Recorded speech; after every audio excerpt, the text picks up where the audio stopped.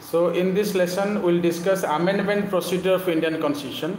What is amendment? Amendment means correction, rectification, changes that will occur in Indian Constitution or any constitution around the world. So amendment simply means correction, rectification, repeal or add something, insert something, right? So amendment means in sum total bringing the change into the constitution. So far as Indian Constitution is concerned, under Article 368, we can amend the Constitution. That means Parliament can amend the Constitution, and it is under Part 20 of Indian Constitution, right?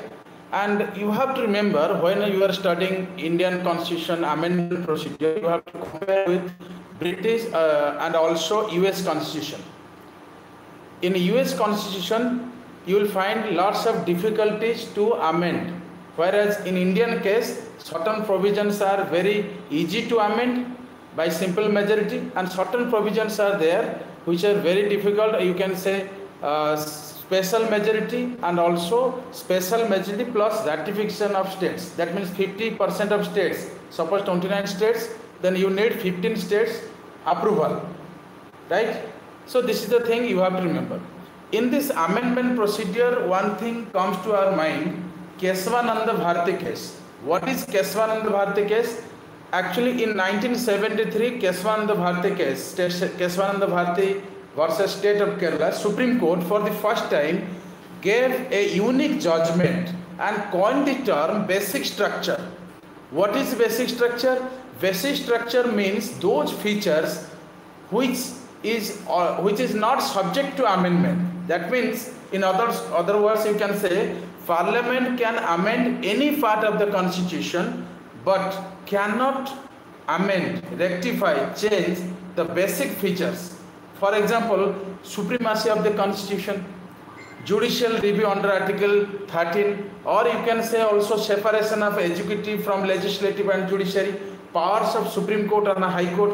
All these things are coming under the basic features of the Constitution or the basic structure of the Constitution, as Supreme Court said, gave judgment in 1973 Keswananda Bharati case, very famous case, constitutional case. So we have to keep in mind that Parliament can repeal, revise, add, insert, delete anything, but never the basic structure. This is the point we have to remember. Let's discuss the types of amendment procedure in Indian Constitution. There are three types of amendment procedure. First principle is some provisions can be amended by simple majority and some provisions by special majority and some provisions by special majority of Parliament and consent of the states. I will start from the last one, that is special majority by Parliament and also consent of states, so that you can understand those other parts. Because if you memorize the special majority plus ratification of state features, then you can easily remember other features, right? So in the third part, special majority and consent of states, your election of president is coming, right? And you can say executive power of a union and state, that's also coming. Supreme Court and High Court is coming. Distribution of legislative powers from union and states coming, right? 7th schedule list is coming. So these are the things you have to remember, that Parliament requires special majority plus consent of the states, right? This is the point you have to remember. And if you talk about the special majority of Parliament, or you can say special majority amendment procedure, in second category, the fundamental rights are coming, and also directive principles of state policy, DPSP. That means you need, Parliament requires a special majority in two cases. One is, you can say fundamental rights, starting from Article 14, 15, all those things, although it starts from 12 to 35, but the real fundamental right starts from Article 14, right to equality, all those provisions. So in order to amend, correct, change or insert new fundamental right, Parliament requires special majority, right? This is the point we have to remember.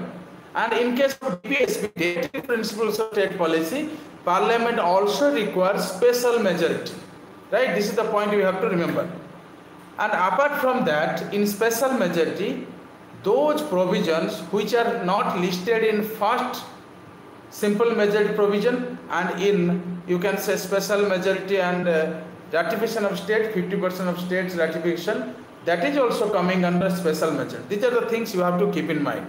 And if you leave special majority and special majority by consent of states, whatever those provisions left, that's coming under the simple majority. For example, quorum of the state, first schedule, sixth schedule, formation of new states, salary of MPs, member of parliament, all these things are coming under the simple majority provision. So this is the thing about the amendment procedure. And lastly, I will say that amendment procedure has been borrowed from South Africa, right? This is the thing you have to keep in mind. Wish you happy learning. Hope you have understood this. Thank you very much.